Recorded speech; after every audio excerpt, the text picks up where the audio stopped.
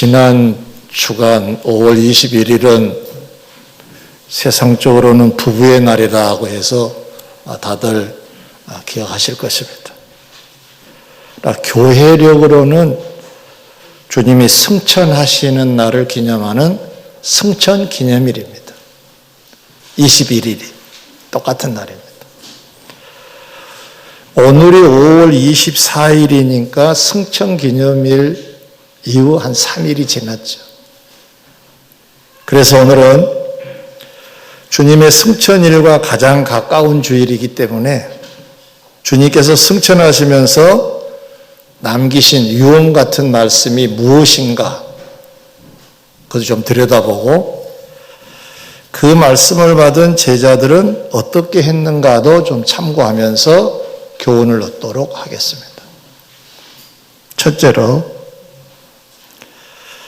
주님께서 승천하시면서 유언의 의미로 명령하신 말씀은 무엇일까?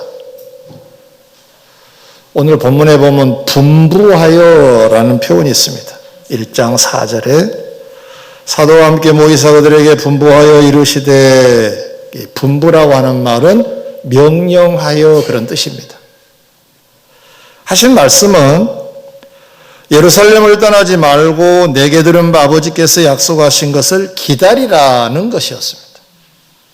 이게 예수님께서 따르는 자들에게 남기신 유언 같은 명령의 내용입니다.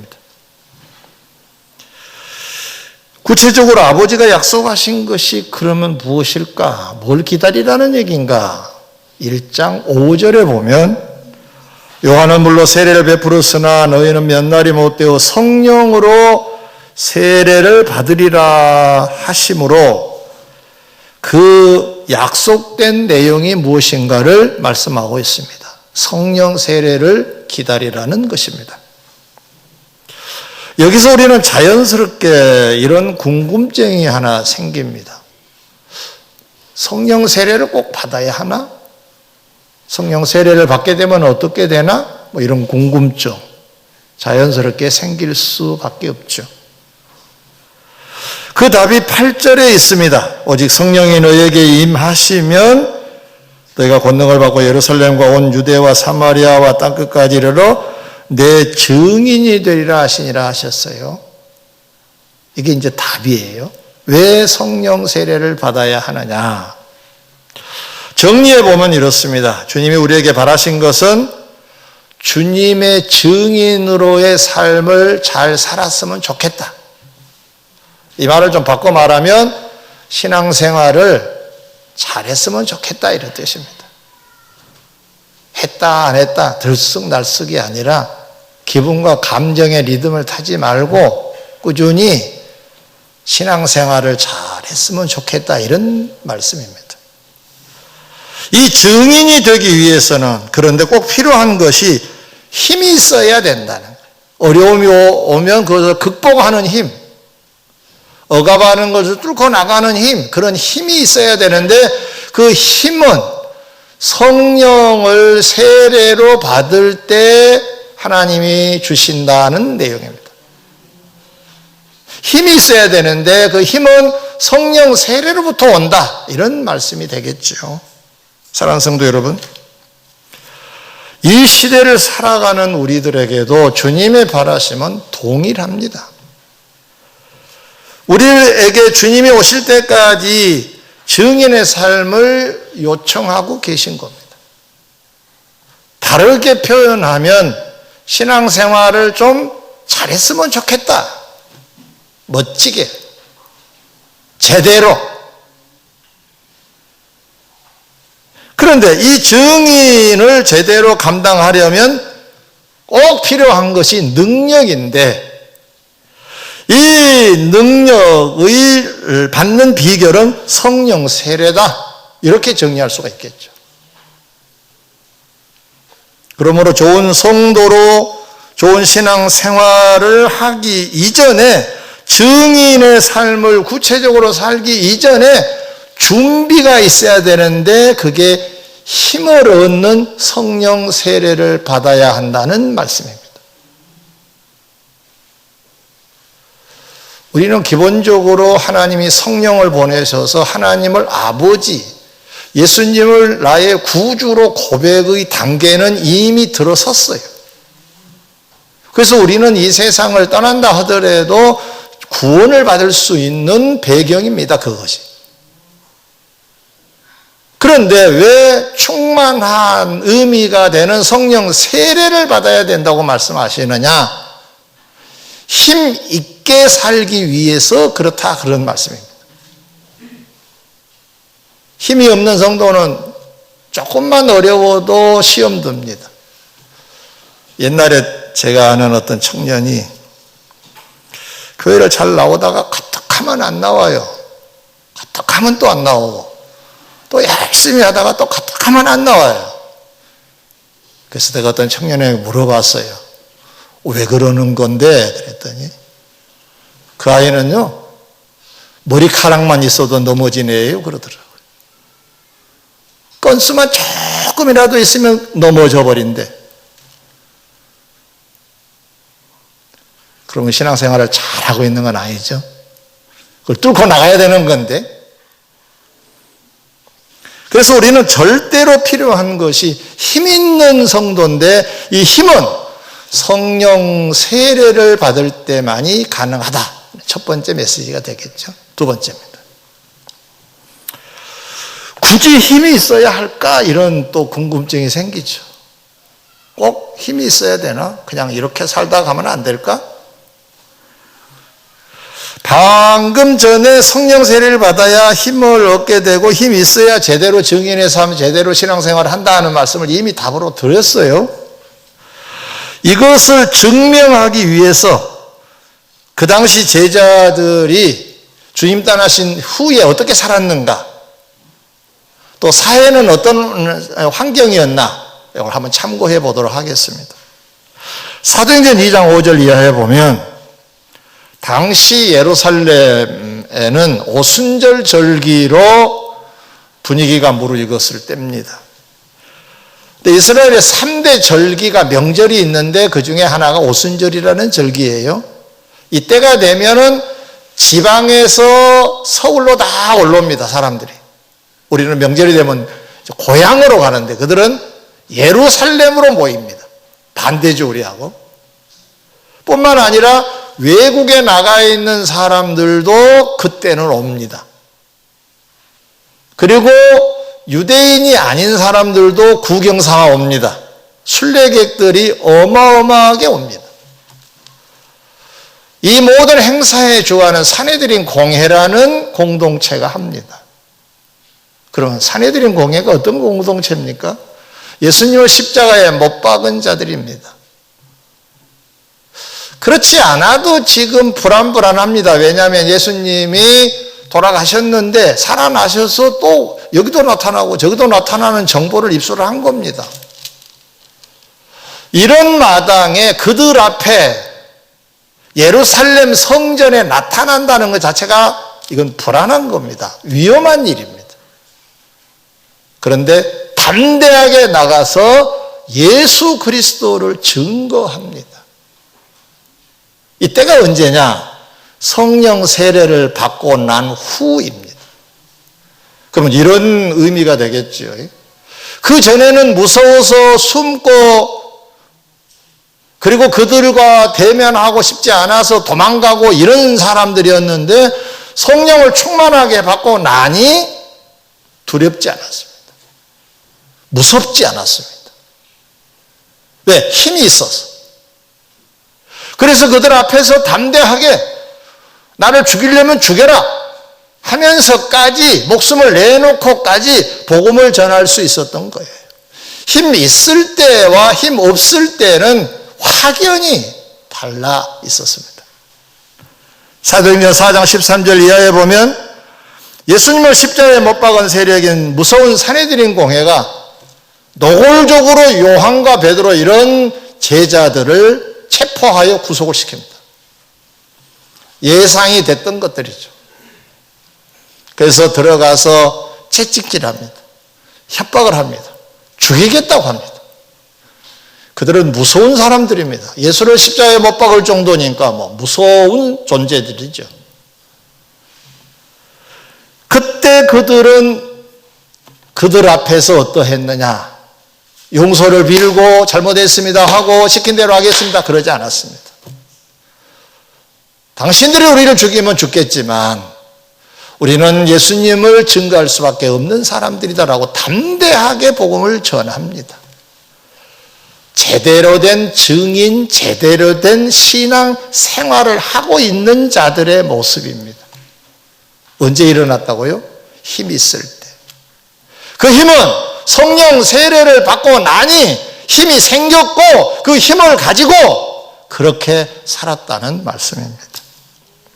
사도행전 8장 4절 이하에 보면 초대교회 안수 집사인 빌립이 사마리아로 내려갑니다.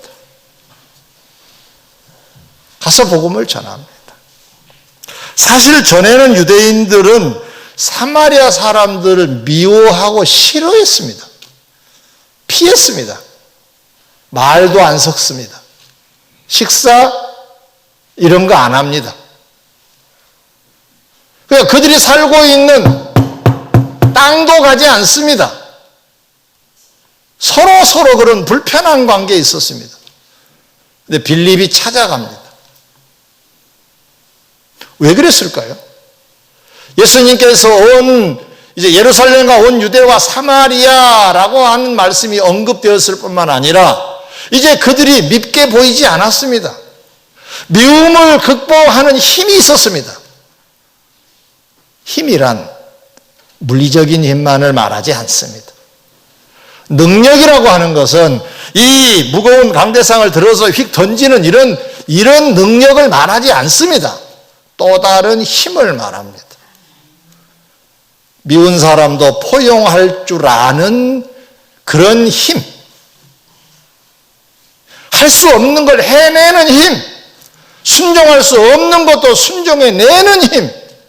갈 수 없는 것도 가내는 힘. 이런 힘을 말하는데 이 힘이 없었더라면 제대로 된 증인의 삶은 못 살았겠죠. 힘이 있어서 그들은 살게 되었다라는 말씀입니다. 사랑하는 성도 여러분, 성도가 성도답게 살려면, 멋지게 신앙생활 하려면 힘이 있어야 됩니다. 방금 말씀드린 대로 이 힘은 물리적인 힘이 아닙니다.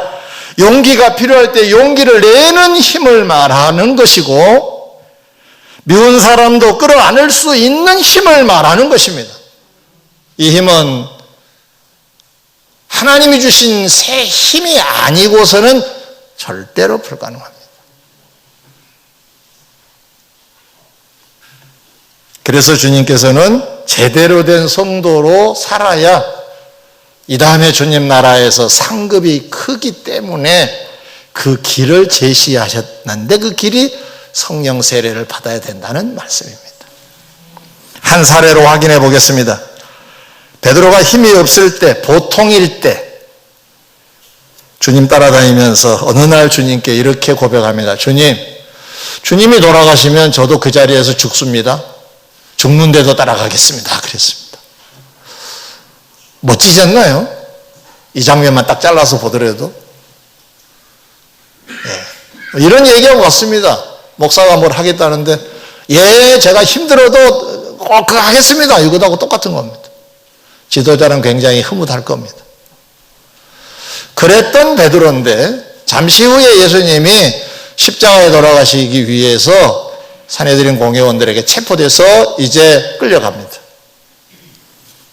그때 베드로는 어떠했을까? 성경에 보니까 무서워 도망갔다 그랬습니다. 자연스러운 현상인데 앞뒤가 맞지 않지요? 사실은 베드로는 수제자입니다. 자타가 공인하는. 그럼 이러면 안 되죠. 그런데 그렇게 되었어요. 여기서 우리가 알 수 있는 것은 베드로의 그 고백은 의지의 표현입니다. 좋은 거죠. 나쁜 건 아니에요. 그런데 의지의 표현대로 사람이 사라지느냐? 잘 사라지지를 않습니다. 이게 한계입니다. 그런데 훗날 베드로가 성령이 충만한 이후에는 어떻게 했느냐? 예수를 믿는다는 이유로, 복음을 전한다는 이유로 체포해서 이제 그가 형벌을 받게 됐는데, 예수님과 같이 십자가형을 언도받았어요. 그는 그렇게 고백합니다. 우리 주님이 십자가에 돌아가셨는데 내가 어떻게 제대로 십자가에 죽을 수가 있겠느냐. 나를 거꾸로 매달라. 그래서 십자가를 거꾸로 매달아서 세상을 떠난 사람이 베드로입니다. 그 힘은 어디서 나왔을까요? 인간의 의지에서 나온 것이 아닙니다. 성령이 충만해서 하나님이 주신 새 힘이 있었기 때문에 이 죽음도 두렵지 않았던 것입니다. 제대로 된 신앙생활을 하려면 우리의 의지 가지고 살면은 들쑥날쑥합니다. 기분과 감정의 리듬을 적절하게 맞추고 좋은 신앙은 못 됩니다. 그러면서 환경을 타다기도 하고, 이걸 뚫고 나가려고 하면 제대로 된 신앙생활을 하고 증인의 삶을 제대로 살기 위해서는 하나님이 주시는 새 힘이 우리에게 있어야 될 줄 믿습니다. 그 비결은 성령 세례라 그랬습니다. 마지막 세 번째, 주님 말씀을 들은 주의 제자들은 그러면 어떻게 했을까? 이것은 우리가 어떻게 살아야 할 것인가의 답이 되기 때문에 주목해야 됩니다. 사도행전 1장 12절 이하에 보면 이렇게 기록하고 있습니다. 그 제자들이 말씀을 받은 제자들이 감람원이라 하는 산으로부터 예루살렘에 돌아오니 이 산은 예루살렘에서 가까워 안식일에 가기 알맞은 길이라. 자, 감람원이라고 하는 곳이 예루살렘 건너편이에요. 감람나무, 올리브유 나무가 쫙 있는 그 동네를 감람원이라고 하는데, 거기에서 기드론 시내를 건너면 예루살렘 성이 됩니다. 성전도 나오고 예루살렘 성이 됩니다. 자, 예루살렘으로 이제 들어가 그들이 유하는 다락방, 이걸 마가의 다락방이라고 흔히 말합니다. 예루살렘 성내에 있는 마가의 집입니다. 거기에 올라가니 베드로, 요한, 야고보, 안드레와 빌립, 도마와 바돌로메, 마테와 및 알페오의 아들 야고보, 셀롯인 시몬, 야고보의 아들 유다가 다 거기 있어. 마지막 절, 여자들과 예수의 어머니 마리아와 예수의 아우들과 더불어 마음을 같이하여 오로지 기도에 힘쓰니라 그랬어요. 이것이 성령 충만을 받는 데의 배경입니다. 여기에 답이 들어있습니다. 정말 우리도 제대로 잘 믿고 싶어요. 난관을 극복하는 힘이 우리에게 있었으면 좋겠어요. 멋지게 살고 싶은 것 저와 여러분들의 동일한 마음이라고 봐요. 그럼 어떻게 하면 될까? 답이 여기 들어있습니다. 작은 내용으로 두 가지만 제안합니다. 작은 하나.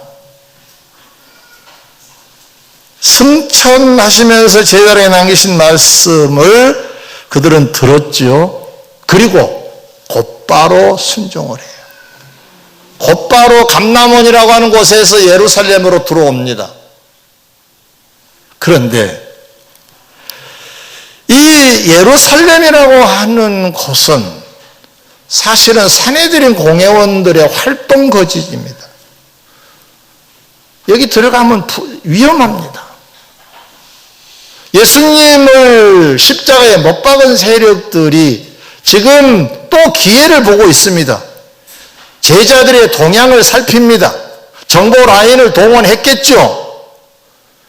그런데 그들의 눈앞에 해당되는 예루살렘 성 내로 들어간다? 이건 참 위험한 일이었습니다. 전략적으로도 들어가면 안 됩니다. 근데 왜 들어갔느냐?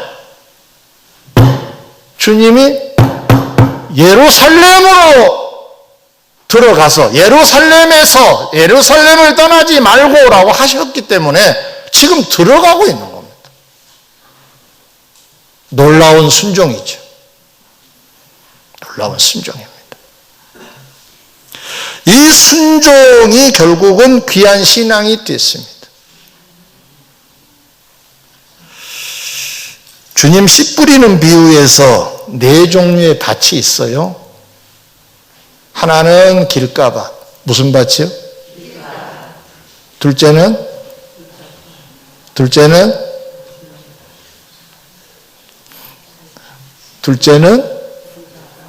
돌짝밭. 셋째는 가시떨기밭. 넷째는 옥토라고도 하고 좋은 땅이라고도 하죠. 자, 처음에 등장한 길가밭입니다. 이 길가밭은 여러분도 아시다시피 원래 밭이에요. 그런데 통행을 하기 위해서 밟고 다니다 보니까 길처럼 딱딱해졌어요. 그러니까 길이고 밭이에요, 이게. 여기에 씨를 뿌리면 여기에 떨어지기도 해요. 그러면 여기에 떨어지는 씨앗은 어떻게 될까요? 흙이 덮어주지를 못해요. 딱딱해져서 덮을 흙이 없습니다. 노출되어 있습니다. 노출되어 있으면 새들이 와서 먹어버리죠. 하나님의 말씀을 받고 깨닫지 아니하고 이것을 품지 않으면 노출된 씨앗과 같다고 비유했습니다. 그러면 새들에 해당되는 영적인 의미는 마귀입니다. 마귀가 말씀을 가져가 버릴 것이다 라고 주님 말씀하셨어요. 그럼 누구냐 이 사람이? 하나님의 말씀을 지금 선포되고 있고 이 말씀이 우리와 밭에 지금 뿌려지고 있습니다. 이걸 순종하지 아니하고 보류해 놓으면, 지체하면 공중에 있는 거죠. 덮어야 되는데 노출되어 있으면 마귀가 가져간다잖아요. 제가 뒷산에 등산을 할 때 재미난 것을 하나 발견했어요. 가서 배가 고프니까 과자 몇 개를 가지고 가요. 바나나 하나 하고 과자 몇 개를 가지고 가는데 이렇게 저렇게 가다 보면 과자가 부스러기가 생겨요. 그럼 그걸 이렇게 먹을 수가 없어서 이렇게 흐트러놔요. 새들이 와요. 그런데 내 눈에도 안 보이는 그 부스러기를 새들이 쪼아 먹어요. 새들이 눈이 밝더라고요. 마귀는 우리 안에 있는 말씀에 눈이 밝아요. 지체하고 있는 말씀인가를 분별해냅니다. 그래서 가져가 버려요. 하나님의 말씀이 선포되어도 아멘 하지 않고 순종하지 아니하면 노출된 밭의 씨앗처럼 그렇게 되어 있는 상태입니다. 가져가 버립니다. 그 무슨 얘기일까요? 순종은 지체한 게 아니다. 하다가 지쳐서 머뭇거릴 수는 있을런가 몰라도 지체하면 안 된다. 아멘. 오늘 광고 시간에 말씀을 드렸는데 이따도 제가 제안할 겁니다만은 이 한 주간을 우리가 좀 기도 기간을 정하자 그랬어요. 그러면 순종하시기 바랍니다. 지체하지 마시고 공중에 띄우면 가져가 버립니다. 이유가 있겠죠. 못하면 못하는 이유가 있겠죠. 그러나 그 말씀으로 얻어질 유익은 사라집니다. 이유를 극복해내시기를 바랍니다. 순종을 먼저 했어요, 제자들은. 다음에 뭘 했느냐? 본론으로 들어갑니다. 그들이 구체적으로 순종한 내용이 소개되기를 모두 다 마음을 같이하여 오로지 기도에 힘썼다 그랬어요. 이게 무슨 얘기일까요? 전심으로 간절하게 성령 세례를 사모했다. 하나님이 주시겠다고 하신 것이기 때문에 긴장하면서 받으려고 준비의 자세를 갖췄다. 이런 뜻입니다. 기도 시간이라고 해서 와서 기도회에 참석해가지고 그냥 왔다가 가는 그런 유형의 기도는 아닙니다. 간절한 기도였습니다. 오로지 기도에 힘을 썼다고 하지 않습니까? 하나님이 주시겠다는 성령 세례를 우리가 반드시 받아야 되겠다라고 하는 그 간절함이, 사모함이 있었기 때문에 가능했다는 말씀 아닙니까? 이사야 58장에 좋은 도움이 되는 말씀이 하나 있습니다. 이스라엘 사람들은 금식을 잘 한 사람들입니다. 일주일에 2번씩 금식하기도 하고요. 근데 어떤 때 이제 주로 금식을 이들이 하느냐? 뭔가 큰 소원이 있으면 금식을 해요. 하나님 하면서. 그런데 웬일인지 이사야 시대의 이스라엘 사람들의 금식에는 응답이 없었습니다. 아니 다른 데는 응답을 잘 해주셨는데 왜 우리의 금식에는 응답이 없습니까? 라고 항의를 할 정도가 됐습니다. 하나님이 입장 표명을 하십니다. 너희들이 금식을 하면서도 논쟁하고 다투고 악한 주먹으로 사람을 치는구나. 나는 이런 금식 받지 않는다. 나의 기뻐하는 금식은 이런 거다. 오히려 사람을 불쌍히 여기고 사람을 도와주고 그러면서 금식을 할 때 내가 그 금식에 응답을 하겠다. 이렇게 말씀을 하십니다. 그럼 금식만 그럴까요? 자, 우리의 신앙은 이렇습니다. 표현되어지는 어떤 예배, 기도, 금식 그것도 중요해요. 안 한 사람도 있으니까. 그러나 그것을 드러내는 그 중심도 중요하다는 말씀입니다. 간절함이 없는 기도나 간절함이 없는 금식이나 똑같은 의미 아닌가요? 사모함이 없어요. 그냥 밥만 굶으면 하나님 응답해 주시겠지. 어떻게 말하면 그런 수준의 금식입니다. 기도 자리에 오면은 그냥 응답해 주시겠지. 의 기도가 아니라는 말씀입니다.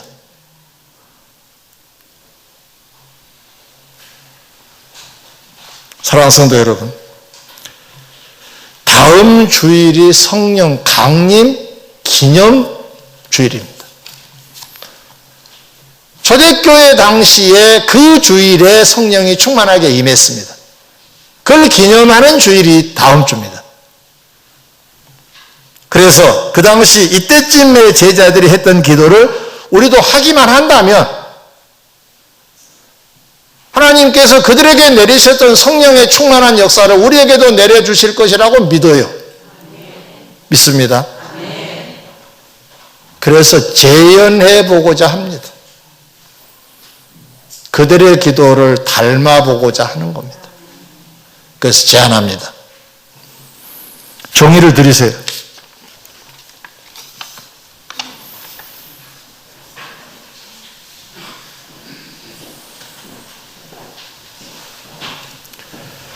기도를 그분들은 열흘간 했는데 우리는 시간이 지나왔어요. 벌써 3일, 4일이 지나버렸잖아요. 월부터 토요일까지만 하겠습니다. 그러면 좀 세게 해야 되겠죠. 그래서 거기에 보시면 목장과 구역과 이름이 있어요. 이름을 쓰시고요. 작정 기간입니다. 내일부터 토요일까지 한 주간입니다. 한 주간. 한 주간도 뭐 제대로 된 한 주간도 아닙니다. 작정 시간을 3번 정하세요. 여러분이 정하세요. 언제 하고 싶으신지. 다 쓰세요.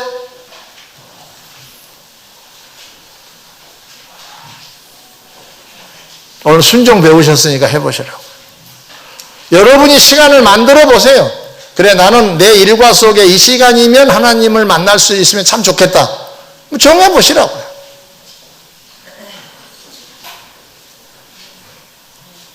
그리고 장소도 여러분이 정하세요. 좋잖아요. 매우 자유스럽지 않나요? 직장 다니신 분들, 난 12시 하고 싶다. 그럼 땡 끝나면 12시에 기도하시라고요. 괜찮습니다.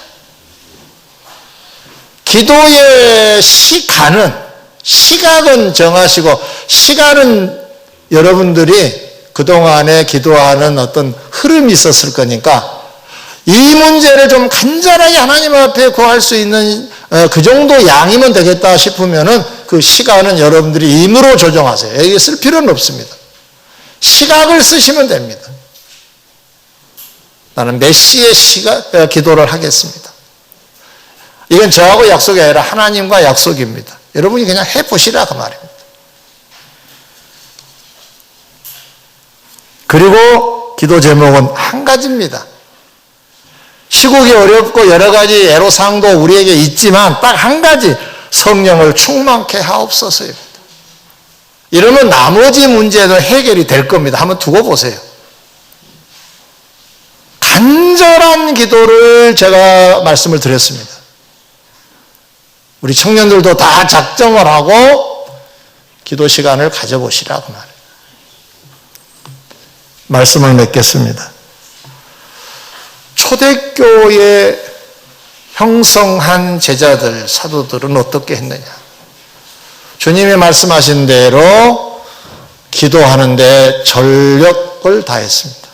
그랬더니 새 힘이 공급되었습니다. 그랬더니 정말로 보기 드물게 멋진 신앙생활을 할 수가 있었습니다. 누가 봐도 예수 잘 믿는 사람이구나가 증명이 될 정도로 잘 살고 있었던 것입니다. 우리는 우리 스스로도 왜 그랬어? 그럴 때가 많지 않나요? 왜 이렇게밖에 나는 믿지 못할까? 이럴 때 있지 않나요? 여러분 잘못 아닙니다. 새 힘이 없어서 그렇습니다. 이제는 이 길을 제시받았습니다. 이 길을 가봐야죠.